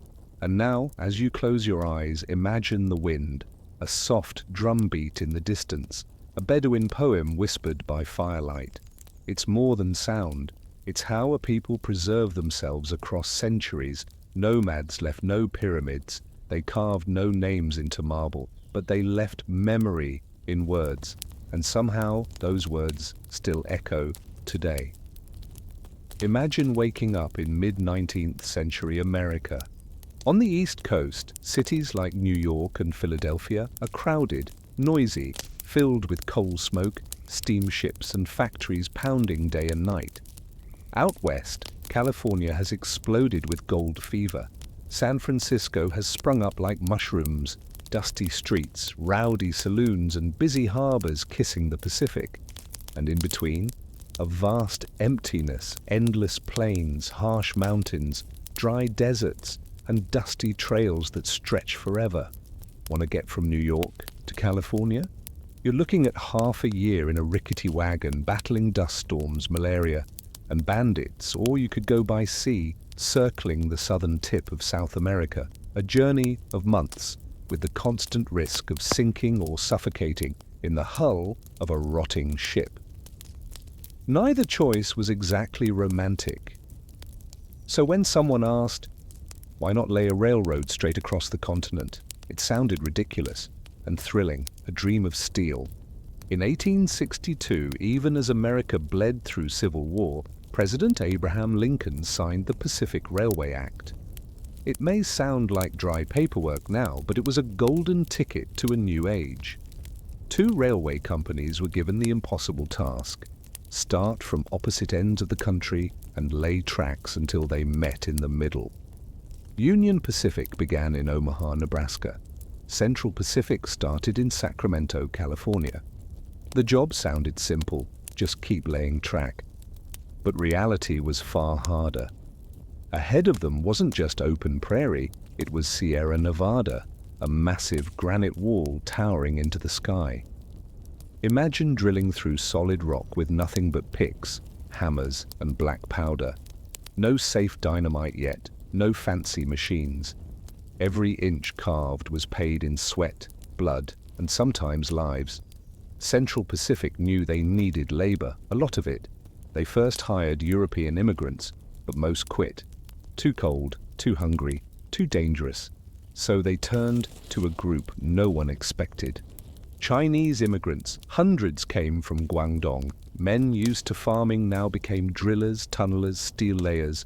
They slept in rough wooden shacks, ate rice, dried fish, and pickled greens, and worked in conditions many wouldn't dare face. When snow swallowed the mountains, they dug snow tunnels between camps, quietly turning the peaks into a hidden labyrinth. Meanwhile, Union Pacific faced another enemy, not granite, but resistance. They didn't have steep cliffs, but they had the Great Plains and the Native American nations who lived there. To tribes like the Sioux, Cheyenne, and Arapaho, this railroad wasn't progress. It was a scar across sacred land. It threatened the buffalo. It tore apart a way of life. Laying track through the prairie was like declaring war. Attacks happened, skirmishes broke out, and soldiers were dispatched to guard the crews. With every rail laid, there was sweat, tears, and sometimes blood mixed into the soil. And yet both companies raced forward, driven by one simple motive. The more rail they laid, the more land and money they got from the government. So they didn't just build, they schemed, cheated, sometimes laid 2 tracks side by side just to bill for extra work, even though only one would be used. For them, the Transcontinental Railroad wasn't just a national mission. It was a steel gold rush, but the dream drew thousands. To immigrants, it meant hope and wages to send home. To To investors, it was the chance to become legends like Vanderbilt or Stanford. And to ordinary Americans, it meant something astonishing: a vast nation connected coast to coast by train in days, not months. The story we're told ends at Promontory Summit, Utah in 1869, two trains meeting, a golden spike hammered in, the dream made real. But most people forget who wasn't in the picture. Thousands of Chinese laborers who had dangled from cliffs, lost friends to avalanches, endured frostbite and dynamite, weren't invited to the official photograph. They were cropped out, just like history tried to leave them behind. And farther away, native tribes watched the iron horse speed across the plains. To them, the whistle didn't sing progress. It told the death of freedom. Buffalo were gunned down from train cars just for fun. Land was carved into parcels and sold cheap. Villages vanished beneath coal smoke. The dream of a transcontinental railroad, like so many dreams of humanity, was both magnificent and bitter. It gave America power, speed, unity, wealth, but it also left behind wounds that never fully healed. So as you lie back and drift into sleep, imagine the sound of a train in the distance, the rhythmic clatter of wheels, a hiss of steam, a long whistle echoing through the night. To some, that was the lullaby of a new era. To others, it was the sound of something precious being lost forever. And that is the paradox of history. Progress is never free. When you hear the story of the Transcontinental Railroad, you're likely to picture the men with beards in dark suits posing with hammers at Promontory Summit, tapping in a gleaming golden spike. It's the image printed in newspapers, etched into history. But if you look a little closer, down at the ground beneath those tracks, you'll see a very different picture. Calloused hands, torn shirts, eyes dulled with fatigue. The people who actually turned that dream into steel. Out west, they were Chinese laborers. They came from Guangdong, leaving behind famine and poverty, hoping to earn just enough to send home. No one promised them glory, only backbreaking work for less pay than white workers. But when it came time to drill mountains, to set explosives, to haul rails over snow-drenched peaks, it was they who stepped forward. Stories say that in winter, when snow piled high against their shacks, they dug tunnels through the drifts, just to move from one tent to another, living underground, as if the mountain had swallowed them whole. They worked in air so cold it cracked their skin, with lungs full of gunpowder dust. And when a blast went wrong and a few men were lost, the work didn't stop. They were simply replaced with new faces. Farther east, across the plains, there were Irish workers, fleeing the great potato famine, bringing strong backs and often strong drink. They set up rough camps along the line, ate dry bread, drank whatever they could brew, and threw themselves into labor as if there were no other option left. They set records, miles of track in a single day, but the cost was high, bodies collapsing from exhaustion, or bloody brawls in the hell-on-wheels towns where whiskey, cards, and knives danced with the sweat. And alongside them came men who had once been enslaved, now newly freed. They followed the promise of work, hauling supplies, pushing carts, tending horses. It wasn't a dream, but it was a rare chance to earn wages in a country that still treated them as outsiders. You won't find them in the famous photograph either. They were left out, just as history often leaves out those it never meant to remember. Every number on a ledger is dry and clean, but slow it down, and you might see a line of campfires stretching beside the rails. Steam curling up from a pot of rice. A quiet fiddle tune drifting from a worn Irish tent. The low, weary hum of a freedman singing to the night. Each group brought their scent, their stories, their pain. But they shared one fate, to be wrung dry for someone else's dream. And while they hammered tracks into the earth, another tragedy unfolded just beyond the rails. The native peoples, Sioux, Cheyenne, Arapaho, Lakota, watched the black smoke of the trains slice through their lands. To them, the railroad wasn't steel, it was invasion. It brought soldiers, guns, settlers, and disease. Buffalo, their food, their fur, their spirit, were hunted nearly to extinction. Some trains even turned it into sport. Tourists leaned out the windows laughing as they shot massive animals that collapsed into the dust. The native peoples lost more than food. They lost land, freedom to roam, a worldview that once had no borders. A rail line was a hard boundary, cutting through a world that had always been whole.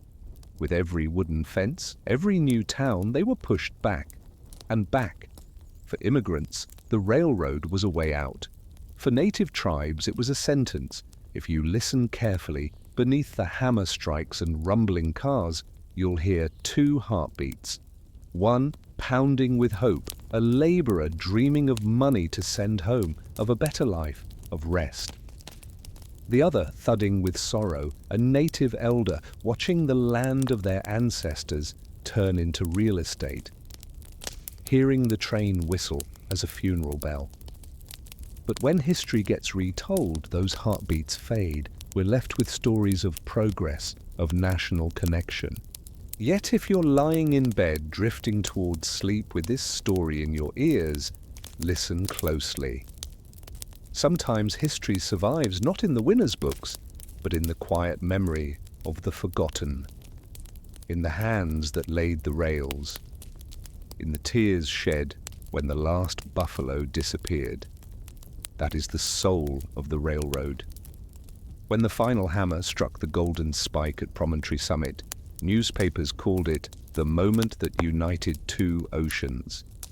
But in truth, it was also the moment that closed many older worlds. The shining rails stretched from the Atlantic to the Pacific, but they also cut through villages, through hunting grounds, and through the sacred memory of communities who had lived there long before America ever dreamed of going west. For immigrants, the railroad was a pride tinged with bitterness. They could say, "I laid these rails with my own hands." But they also knew that when the historic photo was taken, they were left out of the frame. They gave sweat and blood, but not their names to the history books. The railroad barons, meanwhile, took the credit, took the power, and pocketed the profits. For native peoples, the railroad was a wound that never healed. It didn't just divide the land, it split a way of life. Once, traveling from one prairie to another was as natural as the wind. After the railroad, every journey came with risk, guards, fences, permits. The Sioux and the Cheyenne lost more than territory. They lost the freedom to watch the buffalo flood the horizon. The whistle of a passing train to them was no song of progress. It was a funeral dirge. You could say the railroad was a kind of Louisiana Purchase made of steel. In 1803, the US bought Louisiana from France for $15 million. A neat little transaction on paper. But in reality, it meant millions of acres that native tribes had long called home were turned into real estate. The railroad did the same. Lines drawn on maps became blurred communities on the ground. Or take the Alaska Purchase in 1867. They called it Seward's Folly, a foolish buy from Russia, a frozen land no one wanted. But a few decades later, with gold, oil, and fish pouring out, everyone agreed it had been a bargain. No one, of course, asked the Aleut, the Inuit, or other native peoples how they felt. They weren't part of the sale, but they still lost. The railroad was no different. No signature needed, just the sound of a train was enough to change the fate of an entire region. You could even place the railroad beside the Silk Road, that ancient path connecting China, India, Persia, and the Mediterranean. It carried silk, spices, ideas, and disease. It made the world smaller and more dangerous. The transcontinental railroad did the same. It brought east and west within reach, but also spread sickness, bullets, and the destruction of cultures that had stood for generations. You could say that every rail, every map line carries two things, a promise and a wound. The promise of connection, progress, unity, and the wound of those who paid for it, with homes, with land, with their very lives. Picture it, a map hanging in an elegant Washington office, neat lines connecting one city to another. Modern, efficient, beautiful. But now look at that same map through the eyes of a Lakota boy. Each line is a place where his father was killed, where his mother can no longer gather wild berries, where the buffalo are gone. To the hand that drew the map, it was just a stroke of ink. To those who lived there, it was a cut. And yet, history rarely asks how the losing side feels. It prefers glittering stories, 10 miles of track laid in one day, the photograph of 2 locomotives kissing in Utah, the praises of a pioneering spirit. It all sounds like a lullaby for a young nation, but if you listen closely, you'll hear something beneath it, a soft, persistent groan from those left behind. That is the paradox of progress. It always comes at a price. Maybe it's a drop of sweat on the cold granite of Sierra Nevada. Maybe it's a buffalo shot from a train window. Maybe it's a village erased from a map. Maybe it's a memory held by someone who was never invited to the celebration, but still hears the whistle every single day. So when we speak of the legacy of the Transcontinental Railroad, let's say more than just national connection. Let's remember that the nation was connected by steel, but that steel was laid on someone's land by someone's sweat and at the cost of someone's sorrow. And maybe, in the quiet dark, that's what needs to be said again. Every map, every rail is a memory and a wound to remind us progress always comes at a human cost. You've traveled far tonight, from peasants carving love into spoons, to noble scandals whispered in castles, to queens on horseback facing down empires, and finally to the roaring trains that promised progress but carried hidden costs. Through it all, one truth lingers. History is never just kings and treaties. It's people, awkward, longing, stubbornly human, searching for warmth in a cold world. If you enjoyed this calm, meandering journey, don't forget to like the video and subscribe to Historian Sleepy 365. Leave a comment sharing where you're tuning in from. It's always soothing to know how this little corner of boring history for sleep reaches across time zones.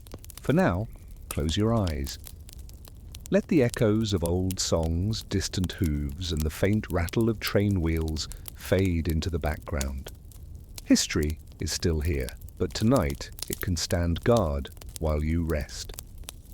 Sleep well, and I'll see you in the next story.